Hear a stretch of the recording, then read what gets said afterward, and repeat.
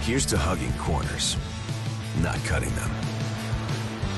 To grinding away, not grinding to a halt. Here's to those who stay true to the old saying, if you want something done right, you do it yourself. From Tallboy Storage to the latest line of extreme grip hand tools, Craftsman is there when it matters.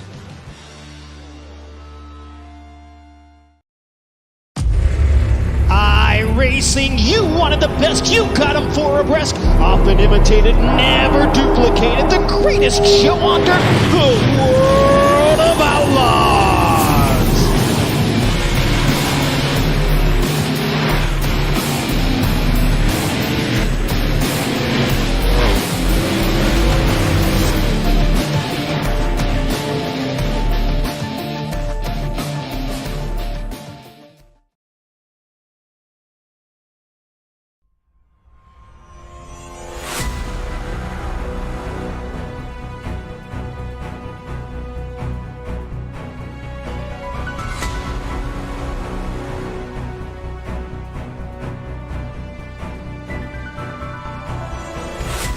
The last two races of the World of Outlaws Craftsman Championship Series have been fantastic. Last time we saw this series, the late model version, it was at Limeland, and we saw a fantastic race that Alex Bergeron was able to come out on top. And then just after that, sprint cars, Alex Bergeron repeated at that quarter-mile boring. But tonight, we come to one of the most influential and important dirt tracks in all of North America. We are here at Eldora Motor Speedway for the iRacing World of Outlaws Late Model Craftsman Late Model Championship Series here, being streamed live by RaceSpotTV on iRacing Live and on Dirt Vision. Randy Chineth, Cam Walsh, and Hugo Louis bringing you all the action. And Cam, there's not a lot of other racetracks where I think these guys are going to put it on their list on the schedule and say if there's a particular track I'd like to win at, Eldora is going to be it, just for bragging rights, first time in this series. Absolutely, Randy. I mean, it's Eldora Speedway, for goodness sake, and you've got the championship standings on your screen right now. Howard Weaver, well, he's actually building a bit of a gap. It's unlike the sprint cars where everything's all tidy, Randy. It seems like we have a more dominant machine, but you know what? Taking a look at the qualifying, seems to me that Howard Weaver is not necessarily going to be one of your fast cars. He's in the top three, but I don't know. And as far as Eldora Speedway goes, it is unique in how you race around this grand old half-mile circuit. Yeah, definitely is. Eldora can... It's of all the tracks, it's probably one of the most influential for multi-groove racing. Knoxville maybe a little bit more so.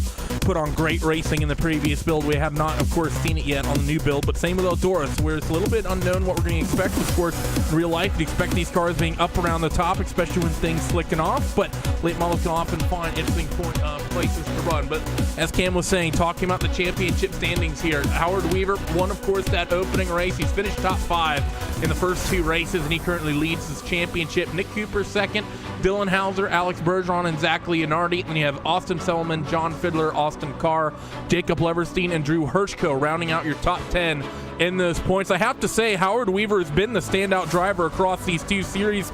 He's yet to finish worse than 7th place in 5 races. Yeah, lucky number 7, right? I think for me, Howard Weaver, for the most part, he's normally, he would be one of the first to tell you, I'm a late model guy, I'm a late model guy. And, you know, he does good on the sprint cars. He keeps it together. He keeps his race going. And you know what?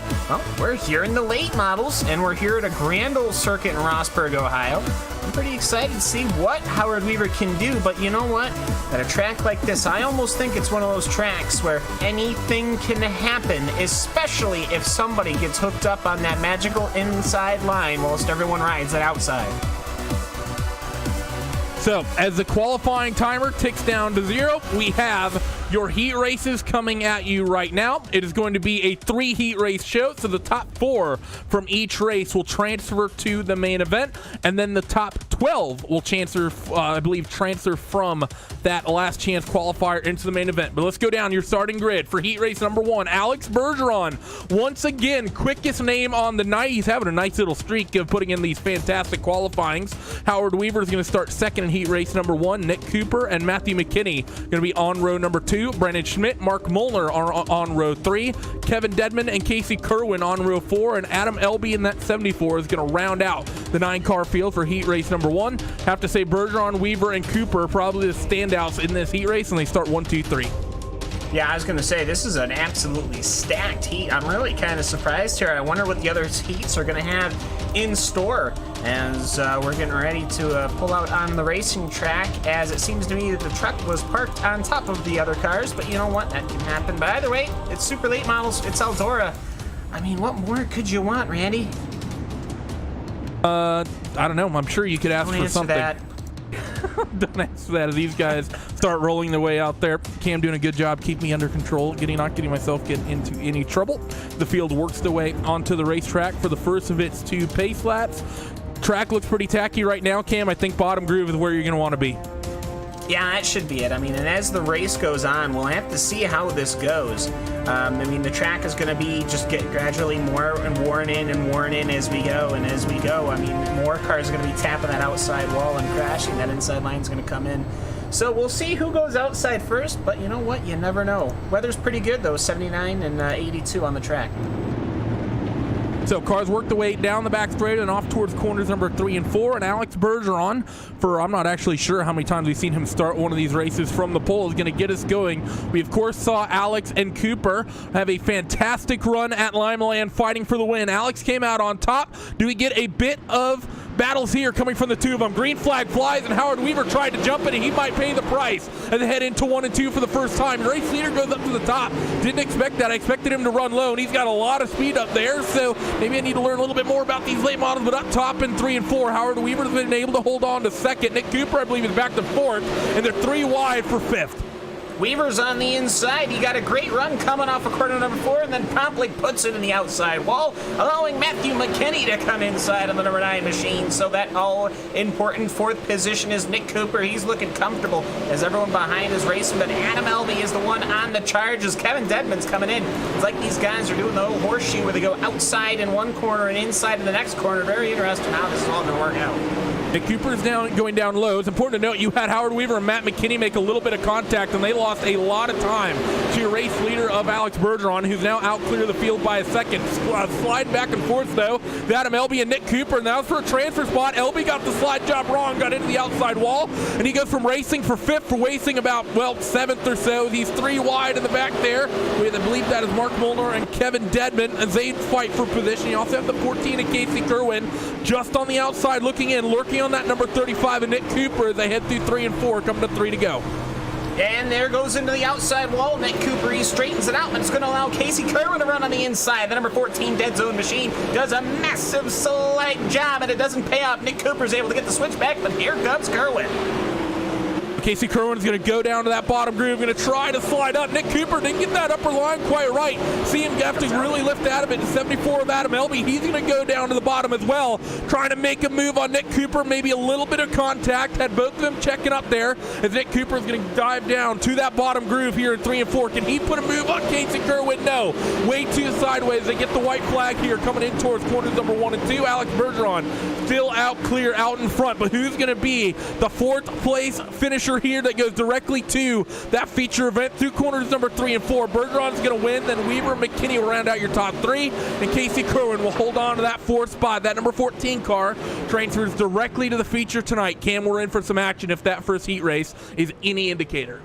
That was amazing. That was wonderful racing. Good, respectful racing, too. As the rest of the field on your screen there, it was Cooper, Dedman, Elby, Molnar, and Schmidt are going to have to fight their way in the last chance qualifier. In this heat, well, I'm seeing popular names. Zach Leonardi, Jacob Leverstein, Austin Carr, Garrett Nabrouge, Tyler DeCarm. This is going to be just as exciting of a second heat, and the track's going to be even more worn in, Randy. Got a lot of big names here, and we'll go down your official starting grid for this second heat race right now. Zach Leonardi is going to be bringing us to green with Jacob Leverstein on the outside of that front row. Randall Carter and Mike McKinney are on row number 2. Drew Hirschko and Austin Carr are going to be on row 3, with Garrett Niebergy and Tyler Ducarm are on row 4, and Jacob Fields is going to round out the 9-car grid. Interesting names in this one. Austin Carr, Drew Hirschko, Garrett Nieberge kind of starting outside that top 4, Cam. I think those guys are going to be looking to work their way forward, and they're more capable to doing it. But that said, we have the names of McKinney and Carter and Leverstein and Leonardi in front of you. It's going to make things, you're going to have your hands full trying to get around them.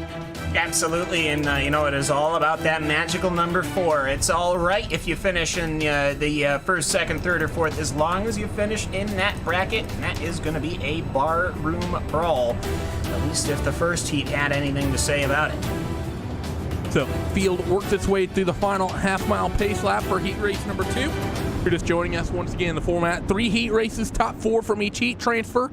Then we're taking about a dozen from the last chance qualifier to throw them into that starting grid for the feature tonight, which will be a total of 50 laps. So it's going to be a good one as these guys work their way in towards 3 and 4. Zach Leonardi in the 24 going to be the one in command of the field, and he's going to get on it. Green flag flies in heat race number 2, and he is clear. And everyone really slow on the reaction time, and Leonardi is cleared through 1 and 2 for the first time. Leverstein is clear, but he gets into the wall up top, and they're going to fan out nearly 3 wide for that second, third spot. Did people think that Leonardi was going to play a game? I mean, that was about as standard start as you could ever get, and he managed to get 5 car lengths just like that. But everyone else is scrambling. That 4th position is just a mob of late model cars, as Austin Carr is the one that's in the magical number 4 position. He's going to try to move up to 3rd on that inside line. Everybody's running every line 4 wide coming off of corner number 4. 4 wide right now. It's Austin Carr who holds that 4th spot in the 1. Tyler Ducarme is not very far behind in that number 25 machine. You also have Randall Carter in the mix in 6th. The number 1 of Austin Carr once again going down to the bottom and not there quite yet. He had to get way out of it. Now Austin Carr going to come under attack. Tyler Ducharme going to make a move down low. Not going to happen as we got 1 car behind in the wall. That's Garrett Nieberge. Made a little bit of contact. Able to keep it rolling though. Didn't lose too much time. But this scrap for 4th is still big as Ducarme gets into the outside wall. That's going to check up Randall Carter, and that's going to give that 1 machine a little bit of breathing room. Yeah, and right now it is the car of Austin Carr who is trying to get into that final position here for heat number 2. And you know what? He's pretty much got it because Ducarme and Carter are fighting super hard for 5th position. That's not what you want to do on lap number 6. They got to chase him down. I don't think there's got enough time unless Austin Carr manages to plant that number 1 machine on the outside wall. So these guys work their way down the front straightaway. Zach Leonardi out to about 0.8 of a second lead here over Jacob Leverstein. Actually, it's over that, closer to 9. Mike McKinney's in that 3rd spot with Austin Carr in 4th. Those drivers all pretty much on their own little island and clear. That one little mistake from Tyler Ducarme about a lap and a half ago really hurt that 25 machine in the 37 and lost him just enough time that being able to transfer was going to be pretty much infinitely difficult. That said, 1 machine of Austin Carr on the white flag lap tags the outside wall in 1 and 2. The 24 Zach Leonardi is going to run the bottom groove in 3 and 4. He's going to win heat race number 2. Jacob Leverstein 2nd, Mike McKinney 3rd, and Austin Carr is going to be able to just hold on for that 4th spot with Tyler Ducarme, Randall Carter, Drew Hirschko, Garrett Nieberge, and Jacob Fields rounding out heat race number 2. A lot more good action in that one, Cam. Yeah, most certainly, and I think for me the big thing is these races are all going pretty comfortable here, and that's what we want to see. We're not seeing a lot of serious incidents. We've seen some slide jobs, we've seen some excitement for sure, but not super aggressive racing. But you know what, of course they are feeling out the track. Hopefully that can carry over to the consolation and the feature, but we've got heat number 3 ready to rock and roll. Yep, and of course, a lot more big names here in heat race number 3 for the final 8-lap sprint. The duke it out for qualifying spots, both for the feature and a last chance qualifier. John Fiddler, Austin Semmelman on row number 1 with Justin Thomas and Virgil Graham on row 2. I think that's one of the better qualifying starts we've seen Justin Thomas get across the first 5 races we've seen in both of these championships. Look for him to maybe be fast. Dylan Hauser and Zach Rounds on row number 3 with Josh Lawton and Chris Brenner are on row 4. And rounding out the tail of this 9-car field for heat race number 3, the 94 of Phil Diaz. Phil's had some sort of sketchy success this season, Cam. There's been a couple times I think he's missed the feature once and made it once. I think he wants to get a little bit more consistent here and make it 2 in a row, because memory serves, he was in the show at Lima Land and these guys last time out. Yeah, you certainly want to get in. You want to be comfortable. You do not want to go to that consolation race because anything can happen, especially at Eldora as the pace truck gets ready to pull into the safety of pit lane. Randy, they're coming to you. John Fiddler getting ready to let them loose for 8 more laps for the final qualifying race of the evening. Well, the final heat of the evening. We still have one more qualifying main, but of course the last heat race. Pace truck on down towards pit road, and John Fiddler wastes no time. Green flag flies. Heat race number 3 is now underway, and they're fanning out 3 wide already. Who is that? That's the 40 in the background. Josh Lawton making moves down low. We got the 42 machine around. The first real big incident we see. The 94 Phil Diaz that may have jinxed him a little bit. He got caught up in that, but it's the 42 of Virgil Graham is going to be the big loser there through 1 and 2. And Virgil Graham does get turned back around. He's still good as they are running for the final couple of positions here. The car of Philip Diaz is damaged, but they all are trying to slide around each other, which isn't going to help because the battle right now is between Zach Rounds and Joshua Lawton. And Zach Rounds, if I'm not mistaken, no, he was started in 6th. I almost thought he started in the lead there. But yeah, we got at least a decent battle for that 4th position, Randy. Yeah, that we do. Josh Lawton's doing a good job holding on to it for now, but Zach Rounds wants to change that. The 40 machine makes contact with that outside wall, but able to maintain enough traction. It seems like guys are really struggling hooking up that middle line right now, Cam. I have the cars set up a little bit too loose. We heard last week that in the sprint cars, at least, gearing was really important for those guys. It might be the same here in the late models as John Fiddler gets into the outside wall through 3 and 4. That checked up off some Selman. Didn't quite have the timing to make a move, and Justin Thomas is now lurking very close to those top 2. Yeah, got to be careful. Don't want to race too hard here. You've got your ticket punched. Last thing you want to do is do what Virgil Graham did. But the battle right now between Zach Rounds and Joshua Lawton is what is exciting me. I think Rounds is just waiting as he absolutely nails the outside wall. Okay, that's going to make him wait a little bit longer. But yeah, I can imagine the differentials, Randy. Very important here. It's not just because of what your gearing is as far as the RPM limiters, but how everything works when you go on throttle and off throttle and how much that swings the car. So we'll see if Zach Rounds can sling that number 28 up to the rear of number 40 and see what he can do. So through corners number 3 and 4 for the penultimate time. Justin Thomas is going to try the bottom groove on Austin Selman. Doesn't really work, but he wasn't super aggressive with it either. Through 1 and 2 now for the final time. Josh Lawton still needs to be very careful because Zach Rounds is right there behind Dylan Hauser. Gets into the outside wall. That's going to check him up a little bit. Through 3 and 4 for the final time. Your top 3 all run the top side. Zach Rounds going to try to make something happen, but no, it's going to be Josh Lawton who's able to hold on for that 4th spot. Zach Rounds very, very close. Just about a 1/10 of a second separated those guys. Dylan Hauser is going to end up 6th with Phil Diaz, Virgil Graham, and Chris Brenner rounding out that 9-car field. So apparently something happened to that 70 car of Chris because he ended up P9. I missed that one, but that's our heat races done and dusted, Cam, and now we have a very busy heat race. 8 cars are going to be transferring here, so it's not quite as intense as we saw in the first couple races where only the top 4 transferred out. You have a little bit more wiggle room to potentially make a mistake here. Most certainly, and I will say for Joshua Lawton, that was an amazing defense. He did pull to the inside line through 3 and 4. He was able to block off the attack by Zach Rounds, so good on him punching his ticket to the feature, which pushed, of course, Zach to the Constellation race, the B-Main 15 super late models ready to rock and roll here at Eldora. And you want to talk about track wear, Randy, this is going to wear the track. Between all of the heats combined, this is going to wear it more. Yep, you're going to get 15 cars out there at once, and you're going to run 15 laps. So 15 times 15, do the math. This track's about to get beat up. Starting grid, Nick Cooper and Tyler Ducharme on row number 1. Zach Rounds, Kevin Dedman are on row number 2. Randall Carter and Dylan Hauser on row number 3, with Adam Elby and Drew Hirschko are on row 4. Drew Hirschko starts as the Bubble Boy in this B main. Phil Diaz and Mark Molnar on row number 5. Garrett Nieberg and Virgil Graham on row 6. Brandon Schmidt, Jacob Fields on row 7. And Chris Brenner is actually not going to be starting this, so his night is done. So 14 cars duking it out for 8 spots. 6 people are going to be the ones who do not make the feature event tonight, of course, on top of Chris Brenner, who's not rolling off. So these guys rolled through 1 and 2 as they work themselves down the back straightaway. Let's see if anyone can make one of those bottom or lower grooves kind of stick. We've not seen people really be able to do it. Might have to play with the gearing. Pace truck gets ready to duck down on towards pit road.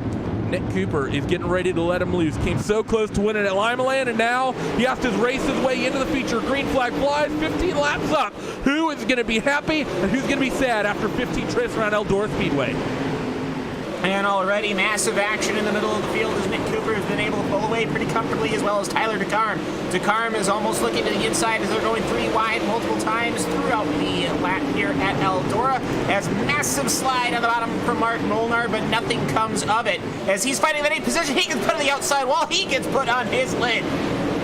Big incident there from the 26 and the 97. Both of them end up upside down the back straightaway. These guys are still fighting here. Most of your leaders are through and clear. So Nick Cooper currently leads. Ducarm is second. Dedman, Hauser are third and fourth. Zach rounds out your top 5. Adam Elby is in 6th. Carter in 7th. And Garrett Nieberty is currently the bubble boy. And he has his hands full with 007. Jacob Fields, he's got a license to kill. Going to go down to that bottom line. Oh, we got a nothing going just yet. We got a spinner out in front of them. And big pile up. It is Adam Albie of the 74 machine. He ended up getting a lovely bite from Randall Carter for that 6th position. Not necessary at all there to be that aggressive when you've already got your ticket punched, and that piled up the cars. Garrett Nabuge and Jacob Fields and Brandon Schmidt all involved in that one. So these guys continue working their way through. We talked about the fact that anything can happen. The driver who started on the last row of this field, Brandon Schmidt, rolled off 13th. He currently has a transfer spot, Cam. So that just goes to show you need to be patient and really pick your spots when making moves in this race. Like you said, you don't want to be over aggressive if you're fighting for 3rd or 4th. It's better to just sort of let it go and guarantee yourself a transfer spot in the feature. Yeah, there's technically points up for grabs, but I'd rather guarantee myself a spot in the feature to cash in on more points than really, potentially give something up going for a couple points in a qualifying race. 5th position in the consolation and then 5th position in the feature is a heck of a lot better than just a 9th position in the consolation, because you spun it trying to go for a better position. But meanwhile, Nick Cooper is running pretty strong here, actually. He might have to deal with some lap traffic in the names of Virgil Graham, but everyone seems to be running that high side right now. They're spaced out, which seems to be a fairly healthy thing, I'd have to say, for everyone, as the battle for 8th position is basically going to be non-existent. Yeah, these guys, the top group is really getting beat up, Cam. We've not seen too many people run the bottom. We saw a little bit in the first heat race, I think for the first couple laps in the second, but in the third and in the first, the opening bit of this, it's not really been usable at all to be able to go down there and carry much speed whatsoever unless you get a big run and throw a Hail Mary slider pretty much.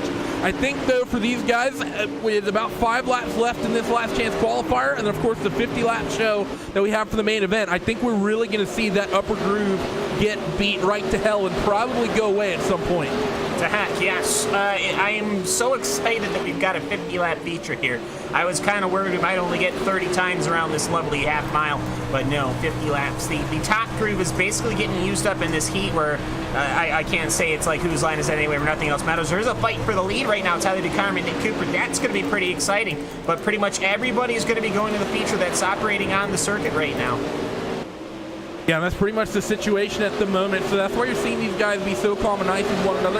Tyler Ducarm would like to win this race. There's 2 laps left in this one, but there's no point getting crazy for finishing first versus second. It's only really a difference between starting on the inside or the outside of a grid spot. Same with Dylan Hauser, who runs 3rd.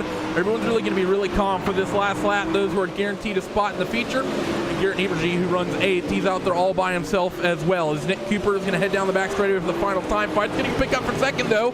Dylan Hauser's going to throw a move on that 25. It's not going to stick, and a hold on to 3rd, but Nick Cooper will win the B main here. Ducarm 2nd, Hauser 3rd, Rounds 4th, Dedman in 5th, Randall Carter in 6th, Brandon Schmidt 7th, and Garrett Nieberty will round out the 8 cars that go directly to the main. And look at these names that do not make it. Virgil Graham, Drew Hirchko, Jacob Fields, Adam Elmy, Mark Molnar, Phil Diaz, and Chris Brenner. Some of the biggest names in this series right there, Cam, are not going to be starting the main event tonight. No, they're going to be putting them in the trailers. They're going to be loading them up. Now, there is a 2-minute warm-up, so if you hear those lovely I was almost said 410 sprint engines, but no, they're not. These things are, what, 430s? They're massive engines that they're propelling these 2,200-pound super late models around this circuit. But meanwhile, they're going to get all warmed up, and Randy, I'm getting to get warmed up here because this is going to be pretty darn exciting. It is. It's going to be a fantastic one. Do not go away. We're going to take a short commercial break while these guys get out there. They're going to have a quick warm-up to get a chance to see what this track is like. Those guys that were in the early heat race have been out there for a while. So we will be back in about a minute and a half. See you then.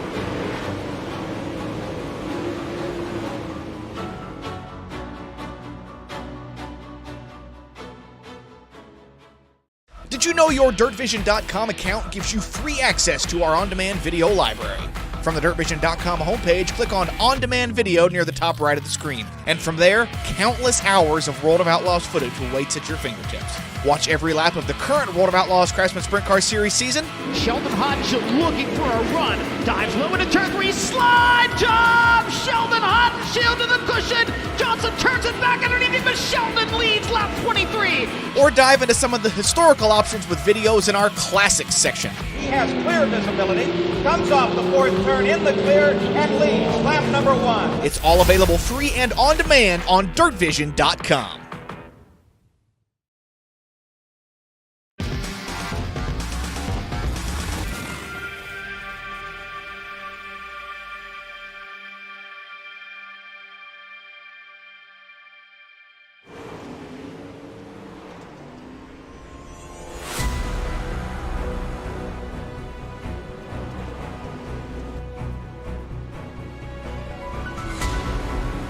The warm-up timer counts down to 0. Cars are about to get off the racetrack and begin gridding. 50 laps of action here at Eldora. And what are we going to be in for? Can Alex Bergeron make it 3 in a row? Is Nick Cooper going to be able to make something happen from the back and get vengeance for what happened a couple weeks ago? Or will we have another winner in this series? Let's find out. Alex Bergeron is in a very good position to go for the hat trick starting on the pole, but he's got Zach Leonardi in the 24 starting on the outside of that front row. John Fiddler and Howard Weaver are going to start on row 2. Howard is the other driver to have won in this series. He won the season opener at Volusia. As I said, he's been very consistent and he looks strong starting P number 4. Jacob Leverstein and Austin Silverman are going to be making up row 3. One of the better qualifying and starting performances for Austin thus far this season, starting up in P6. Beginning of the season got off to a bit of a rough start from him. It's all McKinney blood on row number 4. Matt McKinney and Mike McKinney are going to start 7th and 8th, with Justin Thomas and Casey Kerwin rounding out your top 10. Austin Carr, Josh Lawton are going to make up row number 6, with Nick Cooper and Tyler Ducharme on row 7. Dylan Hauser and Zach Rounds are on row 8. Kevin Dedman and Randall Carter are on row 9, and Brandon Schmidt and Garrett Niebergy will start at the tail end of the field. 20 cars, 50 laps. Cam, what's your prediction here? Who's going to take it? Randy, it's Eldora. That's not how this works. 438 cubic inches, 2,250 pounds, mind you. I am going to think that we might have a couple of incidents early on that might upset this field, and I would not be surprised if one of our top 5 go through the spin cycle, get themselves sweated out, and have to run through the field. That's going to be interesting to see here. Hopefully we can keep the yellows to a minimum. We can have a grand old time here in Rosberg. Down the back straightaway for the final time, Alex Bergeron was strong in the sprint cars when they came here to Eldora. Can he make something here happen here in the late models? iRacing safety truck getting ready to duck down to the safety of pit road. And the 12 machine of Alex Bergeron waits, he gets on it, green flag flies, 50 laps on the board, and Leonardi times that start to perfection. Bergeron's going to have to make that bottom work, and he cannot do it. Zach Leonardi's going to lead them down the back straightaway for the first time, as the entire field is pretty much side by side. 24 machine, though, doesn't get it right in 3 and 4. He got into the wall, and Bergeron closed a huge amount through the exit of 3. I was going to say he had a 3-car lead going into corners number 3 and 4 in the first lap, and he threw that one away, put it on the outside wall. That was all on him, as there's a rut forming right on the entry to 3. There's a rut right where the wall kind of starts taking a turn. That's going to upset these cars. These drivers are going to have to understand that real quick, as it looks to me we got a good old battle going on for the 7th and 6th position between Matthew McKinney and Mike McKinney. So both the McKinneys going at it hard here at lap number 3. Oh, and one of them gets a little bit of a bump from Casey Kerwin, who's going to take that spot. The Dead Zone Racing driver moves himself up into the 7th spot, doing a good job here working his way forward, up 3 spots in at the opening couple of laps. See the one machine of Austin Carr, he's up a spot as well, running inside the top 10, and it's pretty much the entire back half of the field side by side, and out in front things are getting interesting. Alex Bergeron had the lead for the moment, but Zach Leonardi takes it back, and Howard Weaver is there getting aggressive. He's going to sling it down to the bottom on his teammate of Alex Bergeron, going to try to carry that momentum up, and I think he's going to nose into second for now. Will he get him cleared through 1 and 2? He is going to stick to that bottom line, come hell or high water. Here comes John Fiddler. Fiddler wants some of this action. Weaver, understandably, starts going into a massive slide job from Austin Sullivan, by the way. Mike McKinney is able to that as the entire field is absolutely on it right now. Mike McKinney tries it again. Austin Semmelman is able to get right on through as that inside line seems to be good for one lap. It's actually the leader's lap. Leonardi goes into the outside wall. Alex Bergeron goes in, and he makes contact with Howard Weaver. A little bit of contact for your top 3, top 4. Bergeron able to maintain momentum up top. He get kind of shuffled around, and it was a couple big hits, but I think for the most part, Cam cars are okay, but might have loosened him up just a little bit. Zach Leonardi now is going to have a lead as we go yellow. Justin Thomas. It is Justin Thomas, the 23 machine. He's gotten suspension damage. He went through a spin cycle, as that was Kevin Dedman and Brandon Schmidt involved in that one. Looks to me like, actually, Schmidt wasn't involved at all. He just went to the outside wall, got turned, went upside down, and his day is going to be done. But that incident with Leonardi and Bergeron, that could have been bad, Randy. That was coming off the exit of 4. Everyone is at the absolute peak of their suspension grip, and Leonardi, he ended up going and rubbing that outside wall. That could have been terrible. Definitely could have been, and these guys are going to get rolling here, and I believe we'll be in for a double file restart, but that was a bit crazy out in front. I believe we only have Justin Thomas, I believe, is the only car that's going to be off the racetrack, so it's been a pretty decent race here, pretty clean, but things are getting physical. That top groove cam, bottom's not fast, but the top is just hard to run right now with as slick as it is, because it's pretty much slickened up almost right up to the outside wall. For me, what's happening is that outside line, you got to run it like Scott on the pace truck. You have to use the inside line to make the pass, throw the slide, catch the gear, and go, but you can't run the inside line. It'll be interesting to see what happens for the rest of the race. So, inside of 40 to go here, as we're going to coming to a restart, the end of lap 11, beginning of lap 12, and Zach Leonardi is going to be starting on the front row, but we saw him pick up that race lead on the opening start when Bergeron wasn't able to quite get the restart he needed. Can Bergeron time the restart? Doesn't think so. Zach Leonardi is going to be clear in towards 1 and 2. Bergeron's going to settle for second. Weaver he's got his hands full with the 115 to John Fiddler. Weaver's going to drop back into 4th. Yeah, I was going to say Weaver did not get a good run off of that. That inside line seems to be a bit of a death sentence. There's some trouble back in the field. There's the number 2 machine of Dylan Hauser. He ended up getting some rough and tumble with Tyler DeCarm as the entirety of this backfield is absolutely sliding back and forth as Kevin Dedman is going to try an outside pass on Dylan Hauser. Obviously, that's not going to work. In the back of the field, all sorts of action. Yeah, you got the 35 machine and Nick Cooper making moves here. He's kind of slicing back and forth. He made one move on Dylan Hauser, makes another on Tyler Ducharme, and makes both of them stick. So well done there by Cooper, but those two down on the bottom going to sling it way aggressive. The 35 of Cooper's in the wall, and who's that? Dylan Hauser got into it as well. Things are really physical out here in the back. You'd think they'd be running for $1 million. There's a spin. One of the McKinneys is involved, and that was in front of the entire field.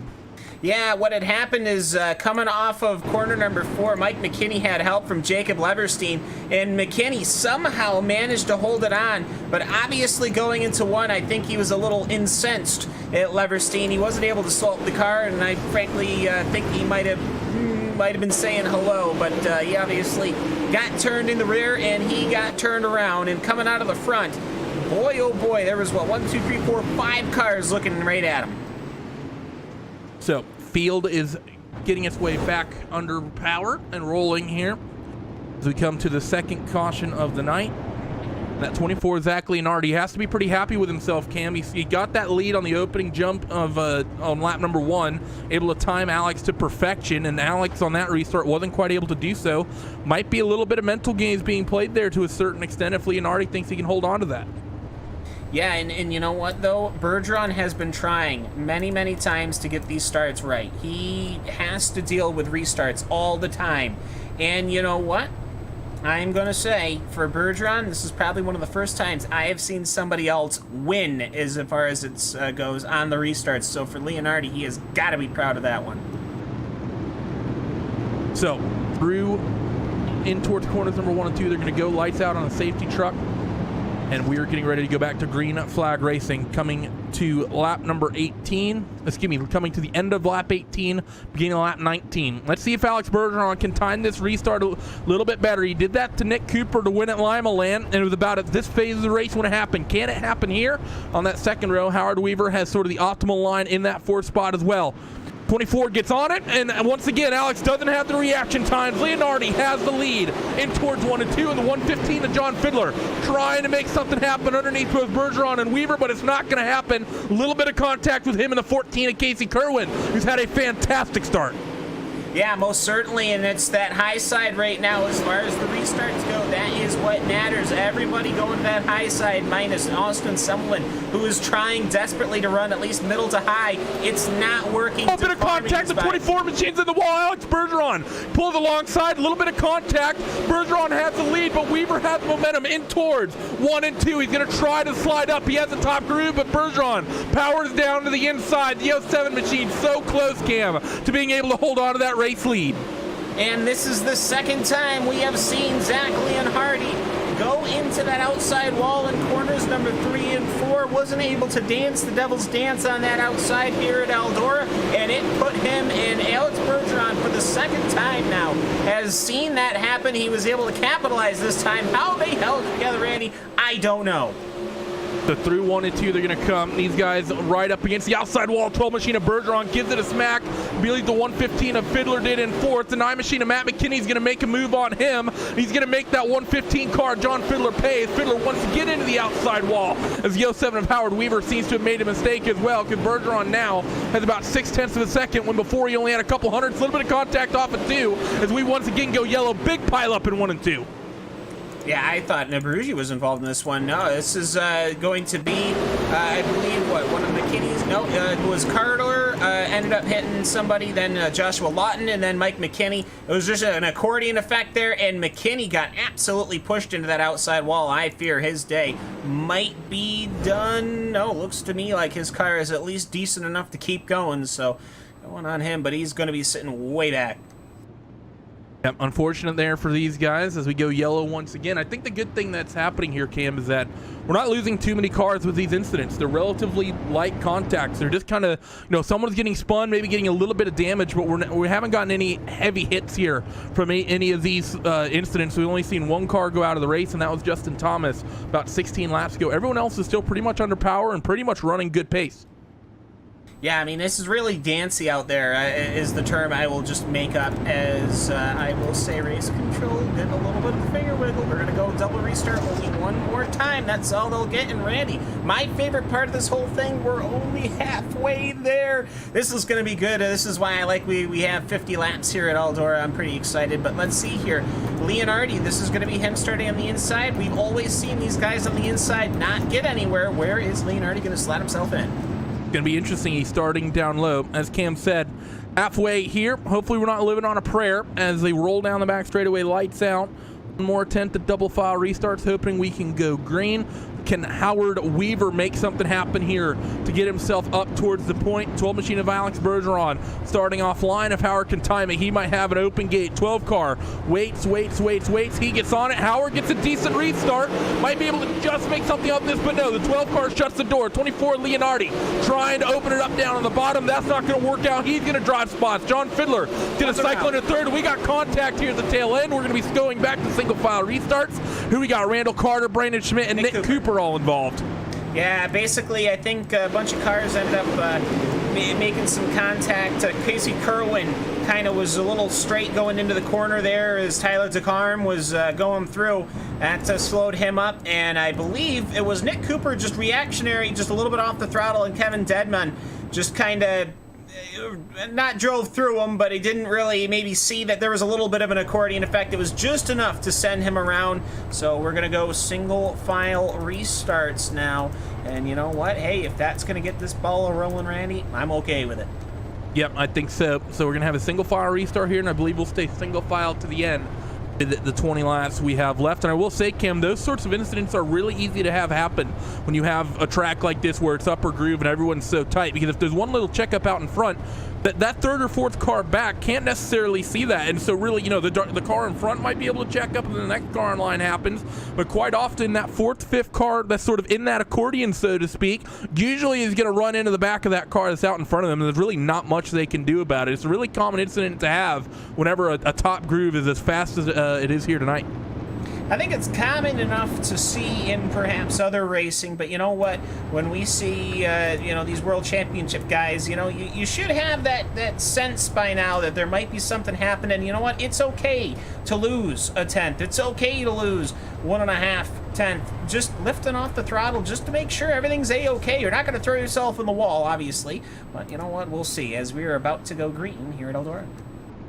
So through 3 and 4, where is that 12 machine going to line it up? iRacing safety truck to the safety of pit road, and he gets on a little bit late, and he's going to lead easily across the stripe. 07 of Howard Weaver runs that second spot. Fiddler third, Leonardi fourth, McKinney rounds out your top 5. Everyone's pretty much single file. One machine of Austin Carr goes around down the back. We're yellow again. I'm bummed that the yellow flag came out because Austin Carr didn't have any contact with anybody. He's got himself circled around. So unfortunate there, but Austin Carr's going to find himself out with the back here. See what happened once again here as these guys Irwin are just kind of got in the back of him. Yeah, so we're taking a page out of the sprint car book, I guess. Yeah, maybe a little bit. As you saw that one car of Austin Carr just sort of get sent around by the 14. It wasn't a hard hit, just enough. And that's the other thing. As slick as that top side is, Cam, when everyone's running it, they put you put both those rear tires basically in the slick stuff. If someone behind you hits you a little bit, brings those rear tires off the ground just a little bit, or even just takes a little weight off them, don't even necessarily have to get them off the dirt. You're pretty much just going to get sent right around. Yeah, and I think for me, it's one of those situations where the track is as such that these guys are on the brink as it is. Normally with these late models, you get some play. We saw that play in the heats. We've gotten to the point where the top line is so worn in that nothing you can do is going to stop you from going around if you do. So it's one of those things about Eldora. It happens in real life as the lights go out once again, hopefully for the last time, fingers crossed, as we're getting ready to go green again. 15 laps to go is what we're going to be having here on this restart. Now, I said earlier that most of these incidents, I believe, are on 5 or 6 cautions. And now we've only lost 3 cars in this race, still 17 on track on the lead lap. Brandon Schmidt is 5 laps down and 18th was damaged. Same with Josh Lawton, who's 8 laps down and 19th. And Justin Thomas down 25, rounding out the tail end of the field. 12 car, Alex Bergeron in command of the field once again, running right up against that outside wall. Doesn't want to give Howard Weaver any opening whatsoever. And Alex waits. He gets on it. A little bit better reaction this time from Howard. They head in towards corners number 1 and 2. As Alex is going to be relatively safe here. A little bit of a scrape of the wall through 1 and 2. But he's going to open that gap up down the back straightaway on Howard. Yeah, and Bergeron just seems super comfortable on that high side. Unlike Leonhardi, you can actually see Leonhardi having to straighten out his machine a couple of times through 3 and 4. Anthony McKinney looking to capitalize on that as Tyler DeCarm looks to get involved in this one, as it looks like we finally have a green here as Howard Weaver is going to be the man for the job to chase down Alex Bergeron. Will he be able to make anything of this? And will he even be able to get there? Because catching's one thing, passing is entirely another. He reeled him in by 4,000ths of a second that lap, and he's going to need to find some way to do a lot more than that as he heads in towards corners number 3 and 4. John Fiddler as well is in that 3rd spot. Leonardi, a little bit of contact with the outside wall through 3 and 4. That's going to allow Matt McKinney to reel him in just a little bit. You also have Tyler DeCarm just on his tail end as they chase each other through 1 and 2. A little bit of a slider behind. I believe that was the 777 of Leverstein getting a move made on him by the 14 of Casey Kerwin. That 14 car being very aggressive. The 777 throws the move right back, and Casey's going to try to power down in towards 1. And Casey Kerwin, massive slider, but Leverstein's going to see it. He's going to be able to easily get right on by once again and park it going into 3 and 4. They're going to slide in, and Howard Weaver has been absolutely quick as he is chasing down Alex Bergeron. He has caught Alex Bergeron just like he caught the outside wall going into the backstretch and going into 3 and 4. He's going to have to recover. No, he's in the outside wall again. So apparently the commentator's curse does work on dirt ovals, confirmed. 9/10 of a second now is going to be the gap. It was down to about 2, so Howard Weaver in the 07. I think his objective needs to go from reeling in Alex to holding off that 115 of John Fiddler. He's getting for a solid second place run. 25 car going to get sent around. That's Tyler DeCarm who gets sent in corners number 3 and 4. He was in the process of trying to stick a slide job on who was that. I believe that was Matt McKinney who was up top, and Tyler, he threw it, and I don't know. I don't think he was quite ever going to be clear. I think that may have been a little over aggressive from the 25. Yeah, I mean, I don't think he was close enough when he split off. I mean, he basically was going from high to low fully, and, you know, that outside line was just enough. I mean, you could see just how much grip McKinney had on that topside line. That put DeCarm around, and you know what? Good on everyone else in the entire field. Nobody else hit him, and he spun in the middle of the circuit. So great job for the rest of this World Championship field to not make contact with DeCarm. So we're going to rack him up one more time. So field will be getting a restart here. I think the next caution will end it because the lights haven't gone out quite yet. It's not, you don't have as many caution laps in the dirt racing as you do on the NASCAR and IndyCar side of things, but still, it's about 4 laps is what you're going to get on the average caution. So depending when the lights go out, they should be going this time by. If we get a very quick caution, we might be able to get it back going again, but from here on out, Cam, for the most part, another caution ends it. Yeah, and that would just be a pity. We've seen great heat racing. We had a pretty decent consolation race. Let's see if we can get a good finish here, and will anyone be able to unthrone or dethrone, whatever the technical language is, Alex Bergeron, as we'll see here, as these guys are racing for cash money, Randy. Got to remember that, and that might just affect their decision-making. Yep, $17K cash and prizes, and of course $300 to the race winner of this event. Lights are out, so we are going green right here, right now. Howard Weaver gets another chance potentially to make a move after making that mistake. Will he be able to make that happen, or will it be all in the 12 car? Green flag flies. Weaver gets a decent restart, but not a great one. As they head off towards 1 and 2, Howard giving a little bit of wiggle room to that outside wall. Doesn't want to find himself smacking that outside wall with so many cars lined up behind. They head through 3 and 4, come to 3 to go. And Alex Bergeron, might he have the gap he needs to get the cash as he's running that high side? Will he do what Leonardi did earlier and manage to tap the outside wall at 3 and 4? Looks like he's got it pretty set up as Weaver doesn't seem to have anything dialed in. John Fiddler's there as well, but here comes Leonardi. One car's almost around. They straighten it out. It's a 777 of Jacob Leverstein, and there's still a little bit of contact. I think Dylan Hauser is involved in this. You have the 28 as well as out in front, the 12 car of Alex Bergeron. He's going to get the white flag. 1/2 mile trip here for him. The 07 of Howard Weaver.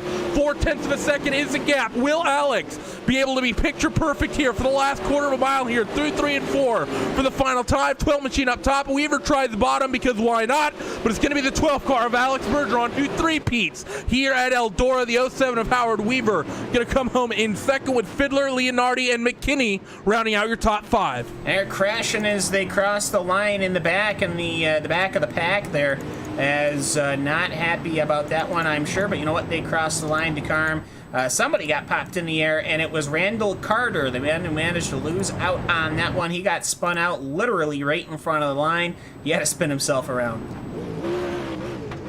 So we're going to go down your post-race results here in just a moment, but that 12 car of Alex Bergeron, he is going to be very, very happy with this one. He goes around to do his usual celebratory shenaniganry. Went in reverse and did reverse Polish victory laps the last time, so I'm curious what he's going to do this time as he brings it down for donuts. And we're going to go down your post-race results from the 50-lap feature here at Eldora. Alex Bergeron in the 12 won at Limeland in the late models 6 weeks ago. Then he came in the sprint cars last week and won, and then now he wins here in the late models once again. So 3 wins out of 6 races for him. He is on an absolute mission right now. Howard Weaver keeps up his string of strong performances as well. He finishes second, should comfortably keep him in the points lead. John Fiddler is in third, Zach Leonardi in fourth, and Matt McKinney rounds out your top 5. Casey Kerwin manages to come home in 6th. Kevin Dedman goes from 17th up to 7th. Dylan Hauser 15th up to 8th. Austin Selman drops 3 on the 9th, 6th to 9th, and Mike McKinney loses a couple to round out the tail end of your top 10. Zach Rounds up 5 in the at 11 spot. Jacob Leverstein in 12th. Tyler DeCarm in 13th. Austin Carr in 14th. And Garrett DeBrugy in 15th. Randall Carter in 16th. And Nick Cooper in 17th. These drivers have all finished a lap down. Nick Cooper 3 laps down in 17th. Josh Lawton 20 laps down in 18th. Brandon Schmidt 22 laps down in 19th. And Justin Thomas 42 laps down, rounding out the 20-car field. We're going to do a quick ad, get your post-race interviews coming at you in just a moment, and then we'll be right back. Do not go anywhere on RaceSpotTV, streaming live on iRacing Live, or on Dirt Vision, or on Facebook Live. We'll be right back.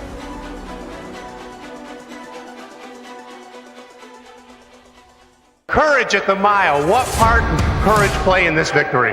Kinzer going into the corner, trying to get by Dale Waxaw, makes contact. Hell of a lot, I'll tell you that right there. So many times, everybody had lost track. Look at how it got up on the center track. I'll tell you what, that was some close races at a high speed.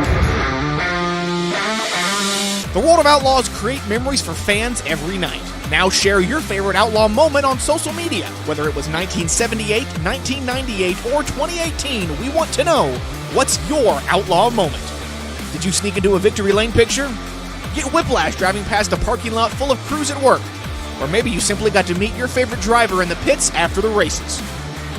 Tweet it, Instagram it, just use the hashtag #MyOutlawMoment. You might even hear Voice of the Outlaws Johnny Gibson share your memory at the track. Don't delay, start posting today. Let us know with My Outlaw Moment.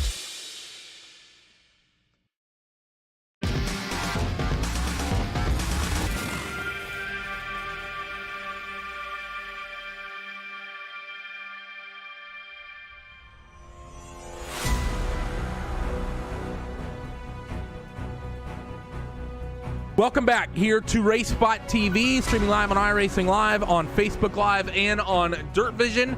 And well, it was a fantastic and exciting World of Outlaws Craftsman Late Model Championship Series race here at Eldora. And at the end of it, it was the 12 car of Alex Bergeron, who brings home the checkered, and he's been on a little bit more than an impressive run. We are going to be stood by with him in just a moment. And now we have him. Alex, what a streak for you. This is 3 in a row for these World of Outlaw Championships, 2 in a row in the late models, and of course you won at Lima Land in the sprint cars last time out. You're on an absolute tear right now. What have you guys found at VLR to make you so fast? Nothing different. It's just all about luck, getting a good night, getting a good qualifying lap, and at Volusia, just I was not on the good stuff, on the good adjustments for qualifying, and I didn't have a good lap in, so, well, the last 2 races we've been good, and I tried everything I could for qualifying, and qualifying pulled night again, and won everything. We swept the night, so I'm pretty happy with that, and top 2 for VLR, I think, tonight for the race, so good. We saw a lot of top line running here. The bottom groove is really only used for slide jobs. What was it about that upper groove? As slick as it got, I would have thought that maybe some people would have gotten a little bit more conservative on the setup and maybe been able to run that bottom or the middle a little bit later on. What keeps people from doing that here at Eldora when the track's like this? Well, it's a lot about throttle control. I was like piddling it. I was not fully on it, so that's what makes it more stable. There's not much different in the setup. It's just all about getting a good feeling for the car, a good feeling with your throttle pedal. You know, just get a good exit, get a good grip on exit, and just trying to stay up front and don't let anybody slide job. Like tonight, I think Outward did a slide job there, and I knew I was gonna do it, so I just caught under him and stayed back in the lead. I know Zach there caught the wall, and I couldn't do anything, so I'm sorry to him. Couldn't do anything to avoid that. I tried to go lower, and I just couldn't do it, so yeah, I'm sorry. We got Knoxville coming back-to-back here for the next rounds of the World Championships for both of them. Sprint car is going to be here next week, and then the late models 2 weeks after. What's your take on the sprint car capital of the world? Which car do you think you'll be better in and more consistent in there at Knoxville, or with your current run of momentum, do you feel like you're pretty much God tier on everyone right now? I don't know. I'll try to get as much best results as possible in both of the series. As far as we go right now, I did some good results, so we'll try to go on that way. And I don't know. I didn't do much of try the new tracks on the new build, so I just did Knoxville and Eldora now. So in Lima Land, I think, within the sprint cars, but I didn't do anything else. So we'll see how it goes. We'll put a bit of practice in and try to get another good results for Team VLR and all the guys. Well, thank you for joining us, Alex. Congratulations to you for another victory here in these World Championship Series. Don't think you'll quite get to the points lead in this one, but you'll be pretty dang close. Who gets it done for you at Team VLR for that number 12? Well, definitely Outlaw Weaver for a good setup tonight. I know he was close to me. I wish it would have been longer runs so we could have battled together. Definitely good setup, good car again tonight. Like I said, all the guys at VLR, all my sponsors, partners, their collective, racingdude.com. Go check it out, racingdude.com. Meyer Inc. for always being there for us, and car racing to be on the car, and Bob King Design for an amazing paint scheme. And World of Outlaws for putting this on, and you guys for doing an awesome job every week for broadcasting this, and we always appreciate it. Well, we appreciate you guys putting on a good show, Alex. Good luck to you at Knoxville in the coming weeks. Thank you, guys. Well, he's pretty much dominant all night with that 12 car, and he seemed pretty comfortable with that one. But the 07 Howard Weaver, the Tomato Man, comes home in second, and Cam Walsh just stood by with him. Howard Weaver has got Tennessee. I don't even know what that is. It's some kind of alcohol punch bunch. It's a state. It's a state. It's a state. It's a state. Okay, Tennessee Punch Bunch, the state. Anyways, you came home in second position as we get off this interview just wonderfully. Anyways, Howard, you finished in second position. You started in fourth. There's so much more to it. We had a longer race today, 50 laps. I mean, the track got absolutely whooped. But I will say it was entertaining, and you guys put on a good show. How did it feel in the cockpit of that super late model? Well, I knew it was going to be a cushion dominant like Lana Land was. So this used to be my favorite track. Now probably one of my least favorite, just because where you got to run. But so anytime I can finish second on these last two tracks, getting top fives, I'm pretty happy with it, and to get out of here clean. So it was an eventful race, and a couple times the leaders got together, and if I could have just dodged them a little more, I maybe could have got the lead and held Alex off, but that wasn't meant to be, I guess.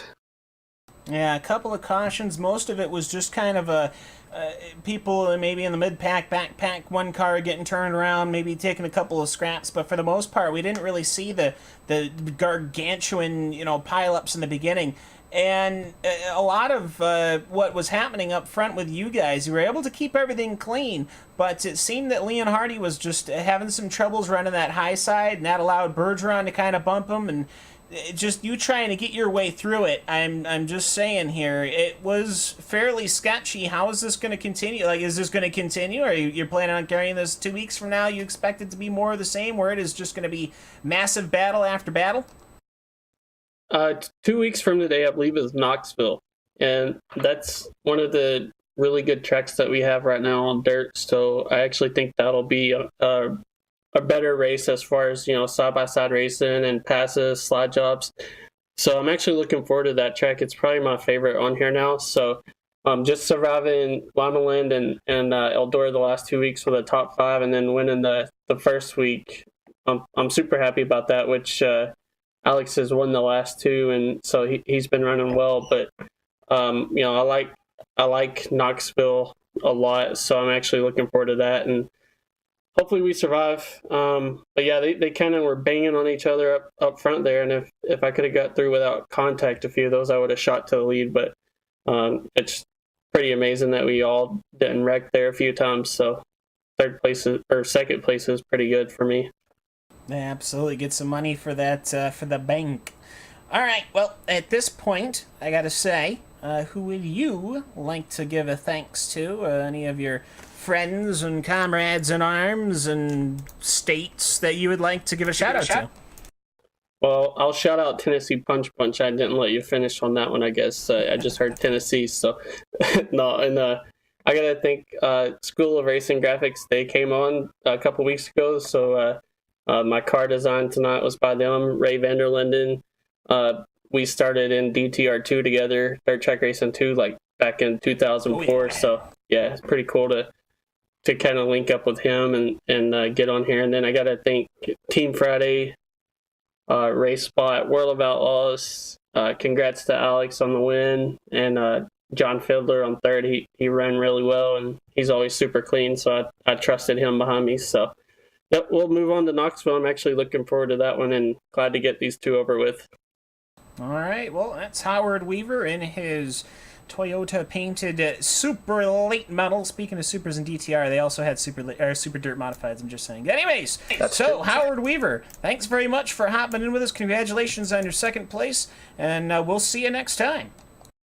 Thank you. See you, Randy. So, and Cam. That is there it is right there. Or it's True Alliance shows. Right? So, John Fiddler, do you want to do it, or? Yeah, I'll talk to John, joined by now the 115, who rounds out the podium. John, it's a pretty quiet race for you up until the feature. You qualified well. You pretty much dominated your heat race from what I recall. But that feature event was absolutely crazy. Tell me that 115's 50-lap trip through that feature at Eldora, because it was insane. Yeah, for me it was more just trying to stay out of trouble. The leaders in front of me were battling really, really hard, and I was doing everything I could just to keep up with them and hoping that I'd get a chance if they got a little squirrely to get underneath them. But man, most of it was pretty good. I fell back to 5th there. The restarts on the bottom are horrendous here. Really difficult to get back to the top. You just get freight trained on the top, and it's tough to squeeze your way in. And I had a couple good battles with Leonardi, and I know Kerwin a couple times, and just trying to keep my spot, and got lucky to get a podium out of it. On some of the recent races, we've been seeing some single file restarts. Tyler Hudson's gotten a little bit more involved, and when things start happening, we'll go to the single file to try to clean it up. How's that really helped from your perspective? There's a couple times where, despite the single file restart, people still found a way to get into each other. Yeah, I don't prefer single file restarts. It worked out for me really well tonight, because when he went single file, I was 3rd, so I would have been on the inside, and you don't want to be there, like I said. So I prefer double file. I want to race it out the best that you can, and the most competitive that you can. But I understand. I mean, you got fans you got to keep happy, so we got to go single file sometimes. It is what it is. Now, I'm sure most of you dirt guys with the new build and stuff, you probably tested on pretty much all the dirt tracks we have. That's going to include the one coming up at Knoxville. What are your guys' testing and maybe racing some other stuff, maybe some other series or some other cars, maybe official races there at the Sprint Car Capital of the world for the late models? How do the different grooves kind of line up for you? How do you like it compared to the last build? What's your feeling on what we're going to be looking at for in a couple weeks' time? I think that's going to be the best race that you see this year so far. That track, for whatever reason, as long as it's not completely slicked off and the top's in, you get pretty good two-line racing, and it's pretty competitive. No matter where you run on that. There's a couple dominant lines here and there, but it's a fine line to run, and guys miss it every now and then. You got to pick your spots, and I think you're going to see a very, very good race 2 weeks from now. Thank you for joining us, John. Congratulations to you and that number 115 machine. Who gets it done for you at Elite 7 Racing? Yeah, I got to thank my teammates. Like you said, Elite 7 Racing, them guys are awesome. You can check us out on Facebook. I got to thank our partners, Trueform Race Products. You can check them out on Facebook. Our other partner is the Dirt Million. You can get tickets for that. It's in August. You can check them out at their website, dirtmillion.com. My sponsors are Water Truck Productions. Drew Hirschko does an awesome job on our paints and videos and stuff, and Twitch TV/Fank.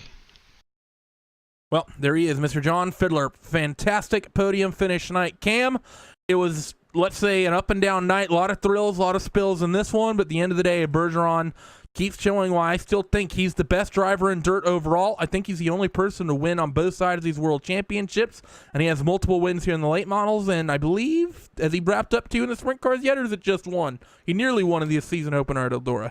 Yeah, but I think there was an incident. But anyways, what I will say is that Alex Bergeron has proven that he is quick when it is a high line. Wait till we get to Williams Grove. Well, let's see how he does there, because I'm going to tell you, I have a feeling that it's going to come back in a couple of different track configurations. We'll see how that goes, and I will say, for what it's worth, this last build update, I personally have really enjoyed watching. I love watching the tire tracks getting it on the ground and everything. It was good racing. I'm happy with it. I love that we had a longer feature, too. Well, I definitely loved it as well, and it was a fantastic race. But that is going to do it for us here on RaceSpotTV, streaming live on iRacing Live. The next time you can catch the World of Outlaw Craftsman Championship Series will be the Sprint Cars in 7 days' time, and it'll be on June the 25th, 9 p.m. Eastern, 6 Pacific. They will take to the Sprint Car Capital of the world at Knoxville. Then 1 week after that, you'll have the late models do battle at Knoxville as well.